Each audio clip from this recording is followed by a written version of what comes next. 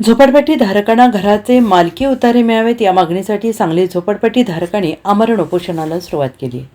सांगली झोपडपट्टी धारकांनी आजपासून आमरण उपोषणाला सुरुवात केली आहे. झोपडपट्टी धारकांना घराचे मालकी उतारे मिळावेत या मागणीसाठी गेले अनेक वर्ष झोपडपट्टी पुनर्वसन समिती आंदोलन करते आहे. उच्च न्यायालयाचा आदेश आणि विभागीय आयुक्तांचा आदेश असतानाही सांगली महानगरपालिका प्रशासनाकडून मात्र वारंवार झोपडपट्टी धारकांच्या प्रश्नांकडे दुर्लक्ष केलं जात आहे, असा आरोप झोपडपट्टी पुनर्वसन समितीने केला आहे.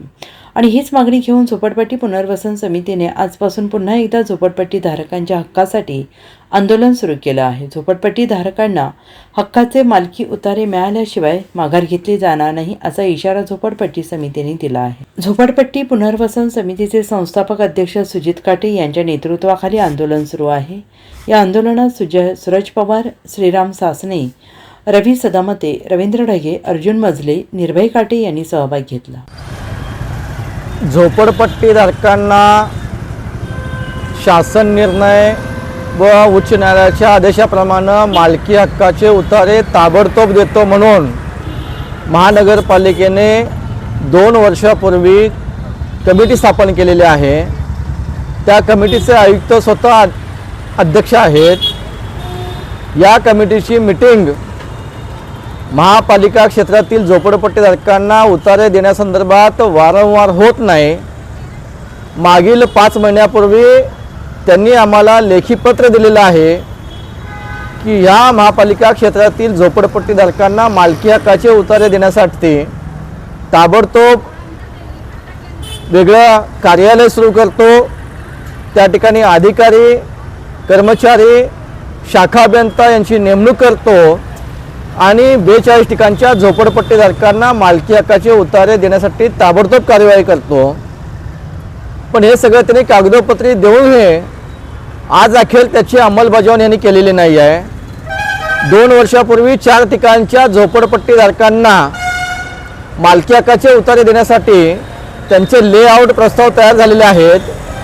तो प्रस्ताव रस्त्यांची अडशिथिलता करण्याची अधिकाऱ्यांना नसल्यामुळे ते पुणे सहाय्यक संचालक यांच्याकडे प्रस्ताव पाठवलेला आहे. तो प्रस्ताव 5 महिन्यापूर्वी पाठवला. त्याची क्युरी 3 महिन्यापूर्वी यांच्याकडे आलेली आहे.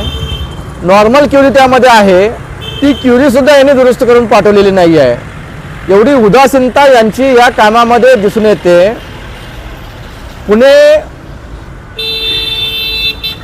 पुण्याचे आयुक्त यांनी पत्र काढलेलं आहे 2015ला की या कामामध्ये जे अधिकारी दिरंगाई करतील, कुचराई करतील त्यांच्यावर दंडात्मक कारवाई करा म्हणून. हे 2015चं पत्र आहे.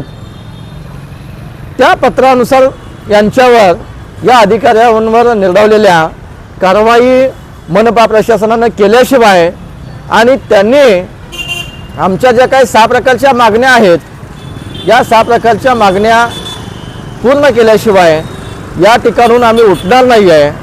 आम्हाला मगाशी अतिरिक्त आयुक्त अडसूळ साहेबांचा फोन आला की आयुक्त 2 दिवस नाही आहेत, आपण गुरुवारी किंवा शुक्रवारी या संदर्भात मीटिंग लावूया, तोपर्यंत तुम्ही आंदोलन थांबवा.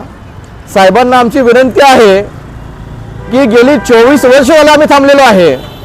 24 वर्षापासून तुम्ही आम्हाला आमच्या मालकी हक्काचे उतारे देण्यापासून वंचित ठेवलेलं आहे. जर हे त्याच वेळी आम्हाला दिलं असतं शासन निर्णयाप्रमाणे, उच्च न्यायालयाच्या आदेशाप्रमाणे, तर आमचं राहणीमान उंचावलं असतं. रमाई घरकुल योजना, पंतप्रधान आवास योजना, कामगार कार्यालयाची योजना, 8-9 लाख रुपयाच्या योजनांमधून आमची घरे चांगली सुधारली असते. हे आमचं राहणीमान सुधारू नये म्हणून, आमचं जीवनमान उंचावू नये म्हणून तुम्ही या ठिकाणी जाणीवपूर्वक प्रयत्न करत आहे. आणि म्हणून आमचा आरोप आहे की तुम्ही आम्हाला या सगळ्या योजनांपासून वंचित ठेवत आहे. तुम्हाला खरोखर याच्या गोष्टींची दखल घ्यायची असेल तर या ठिकाणी आयुक्त साहेब येतील त्यावेळेला बघू, नाहीतर या ठिकाणी या ठिकाणी प्रेतयात्रा जाऊ. पण या ठिकाणी झोपडपट्टीधारकांना मालकी हक्क उतारे घेतल्याशिवाय, हे कामकाज चालू झाल्याशिवाय आणि जे अधिकारी दिरंगाई करतात त्यांच्यावर दंडात्मक कारवाई झाल्याशिवाय या ठिकाणून आम्ही उठणार नाही. एवढ्या ठिकाणी ग्वाही देतो आणि थांबतोय. Bureau report, SBN Marathi, Sangli.